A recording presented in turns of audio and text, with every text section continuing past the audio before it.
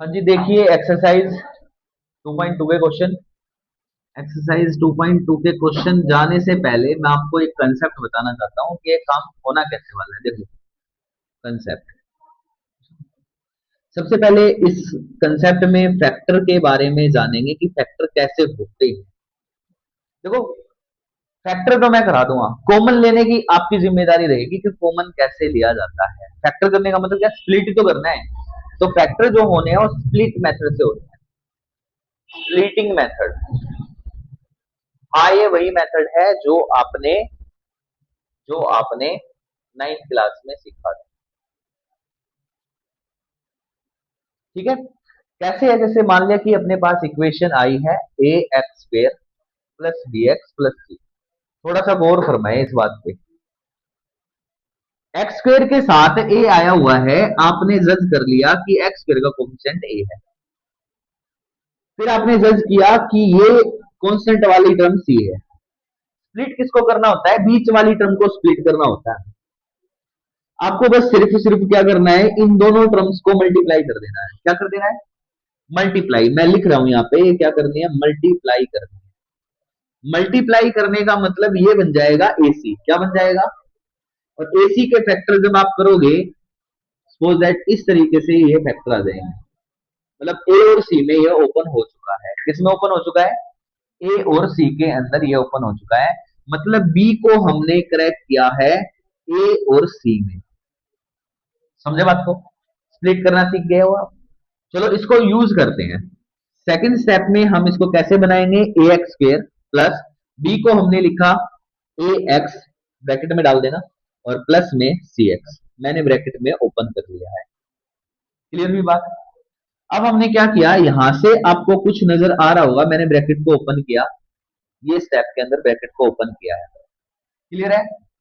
अब ब्रैकेट को ओपन करने के बाद आपको यहां से क्या कॉमन नजर आ रहा है, सर ए बी और एक्स बी दोनों ही कॉमन आ जाएंगे। यहां से कॉमन आ जाएंगे तो यहाँ पे क्या बचेगा, एक्स बचेगा, और यहाँ पे क्या बचेगा, वन बचेगा।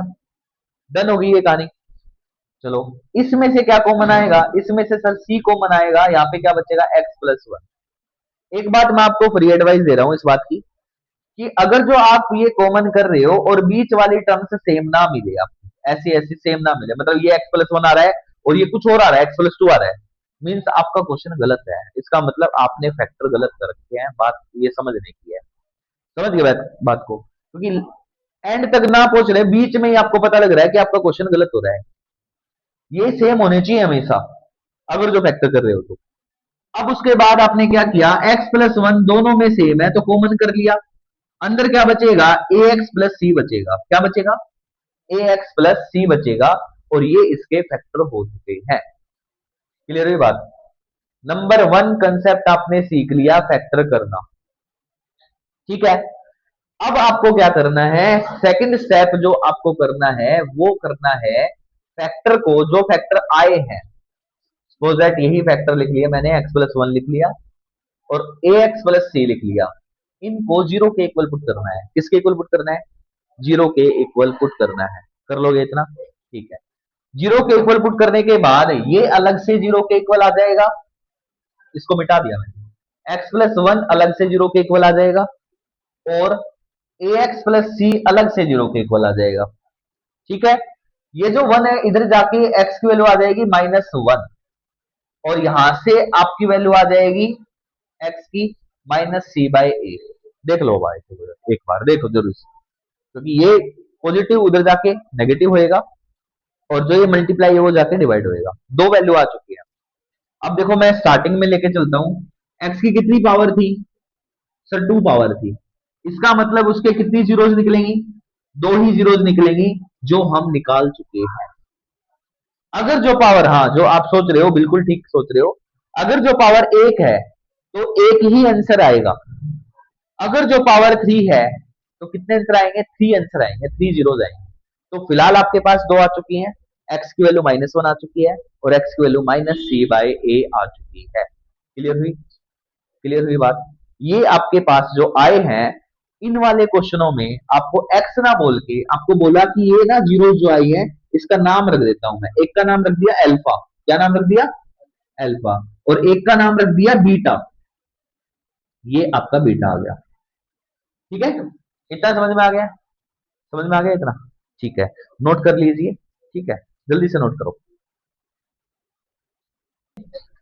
यहाँ पे आपको कंफ्यूजन है? नहीं है तो आपको ये देखो, यहाँ पे सेकंड स्टेप को हमें जीरो के इक्वल पुट करना पड़ता है, क्योंकि फैक्टर तो हमने 9th क्लास में सीखे हैं।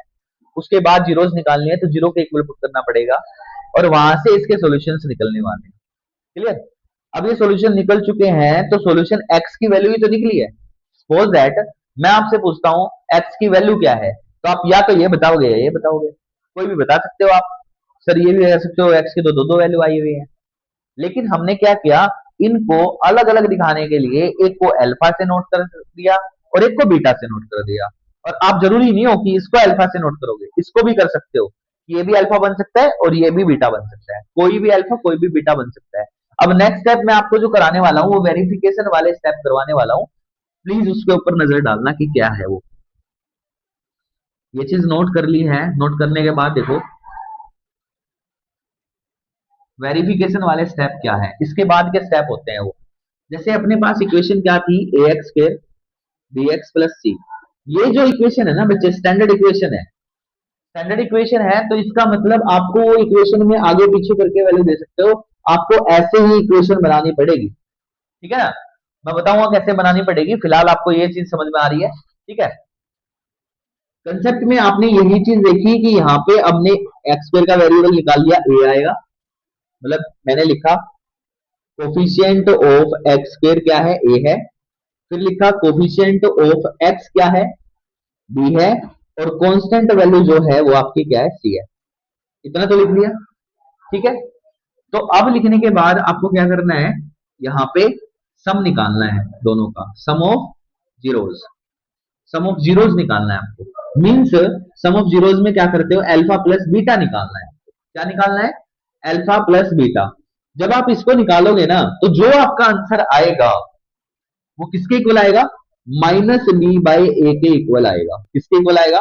माइनस बी बाई ए के इक्वल आएगा। मीन्स इसको हम लिखते हैं minus of coefficient of x by में कोफिशिएंट ऑफ एक्स स्क्वायर, इस तरीके से लिखते हैं इसको। और एक आता है आपका product of zeros. Product of zeros verification के लिए चेक करना है। सपोज दैट आपका अल्फा और बीटा आ गया, आपने प्लस करके देखा तो डायरेक्ट यहां से उठा के देखो माइनस बी बाई ए। आपका अगर जो आ रहा है तो मीन्स सम ऑफ जीरोस ठीक है आपका।